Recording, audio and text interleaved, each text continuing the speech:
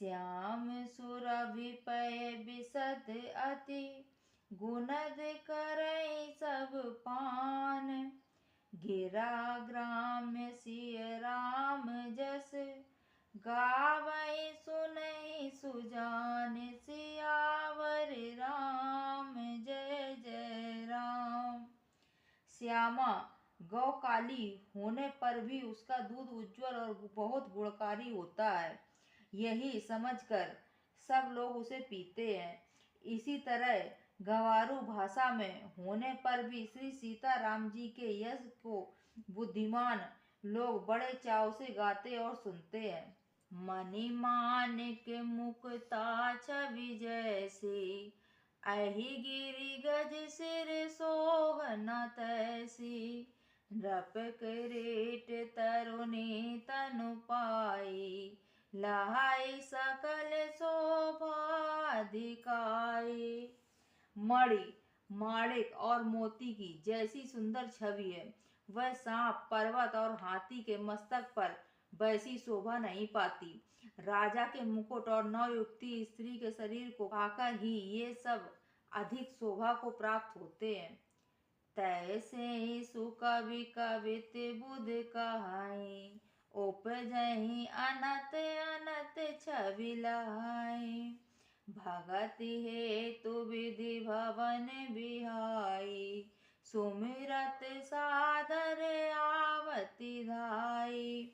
इसी तरह बुद्धिमान लोग कहते हैं कि सुकवि की कविता भी उत्पन्न और कहीं होती है और शोभा अन्यत्र कहीं पाती है, अर्थात कवि की वाणी से उत्पन्न हुई कविता वहाँ शोभा पाती है जहाँ उसका विचार प्रचार तथा उसमें कथित आदर्श का ग्रहण और अनुसरण होता है।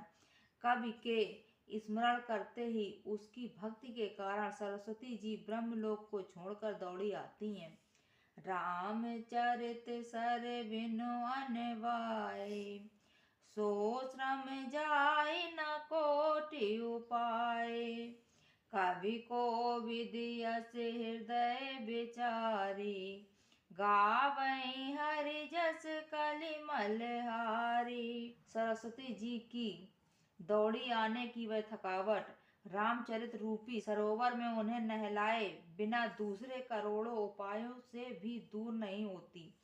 कवि और पंडित अपने हृदय में ऐसा विचार कर कलयुग के पापों को हरने वाले श्री हरि के यश का ही गान करते हैं। कीन्हे प्राकृत जन गुण गाना, सिर धुनि गिरा लगत पछताना। हृदय सिंधु मत सीप समाना, स्वाति शारदा कहै सुजाना। संसारी मनुष्यों का गुणगान करने से सरस्वती जी सिर धुनकर पछताने लगती हैं कि मैं क्यों इनके बुलाने पर आई। बुद्धिमान लोग हृदय को समुद्र, बुद्धि को सीप और सरस्वती को स्वाति नक्षत्र के समान कहते हैं। ज्यों बरसई बर बार विचारु, होई कवित मुकुता मन चारु। इसमें यदि श्रेष्ठ विचार रूपी जल बरसता है तो मुक्तामणि के समान सुंदर कविता होती है। सियापति रामचंद्र की जय।